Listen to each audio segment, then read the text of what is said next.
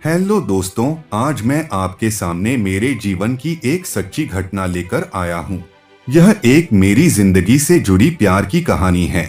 यह वो घटना है जिसने मेरे और मेरी भाभी के बीच प्यार पैदा कर दिया। ये वो प्यार था जो एक पति पत्नी के बीच होता है।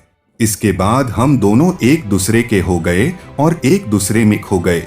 आइए अब मैं आपको बताता हूँ कि यह सब कैसे हुआ। सन 2015 महीना था जनवरी का। सर्दी के इस मौसम में अकेला इंसान भला क्या ना करे। मेरी भाभी का हाल भी कुछ ऐसा ही था। भैया कल ही 10 दिन के लिए कंपनी के काम से दिल्ली थे।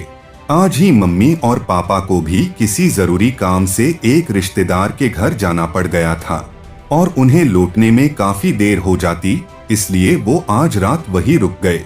आज भाभी बिल्कुल अकेली थी। वो कभी कमरे में जाती तो कभी बरामदे में आ जाती थी। मैं मेरे कमरे की खिड़की से यह सब देख रहा था। मेरे कमरे की लाइट बंद थी, इसलिए मैं भाभी को दिखाई नहीं दे रहा था। इस बार भाभी बरामदे में आई और थोड़ी देर रुककर मेरे कमरे की तरफ आई, लेकिन मेरे कमरे की दहलीज से ही वापस मुड़ गई। मैंने सोचा भाभी को मुझसे कोई काम होगा, इसलिए मैंने मेरे कमरे की लाइट जला दी। कमरे की लाइट जलते ही बरामदे में भी थोड़ा प्रकाश हुआ।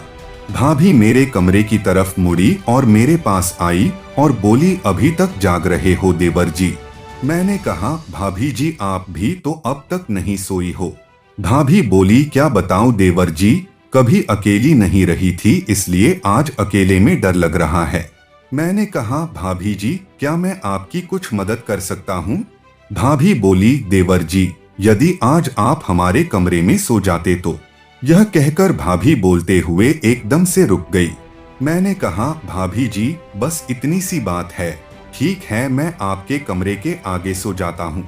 भाभी बोली, नहीं देवर जी, सर्दी ज्यादा है और बाहर सोना ठीक नहीं है, आपको कमरे में ही मेरे साथ बेड पर सोना पड़ेगा।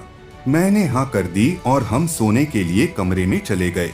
सर्दी ज्यादा थी, इसलिए भाभी कमरे में और रजाई में होने के बाद भी कांप रही थी। काफी देर बाद भी जब वो ठीक नहीं हुई तो मैंने कहा, भाभी जी मैं आपके लिए चाय या गर्म दूध लेकर आऊं क्या? भाभी ने इनकार कर दिया और थोड़ी सी मेरी तरफ आई। मैं समझ गया और बस यहीं से हमारे प्यार का खेल शुरू हो गया।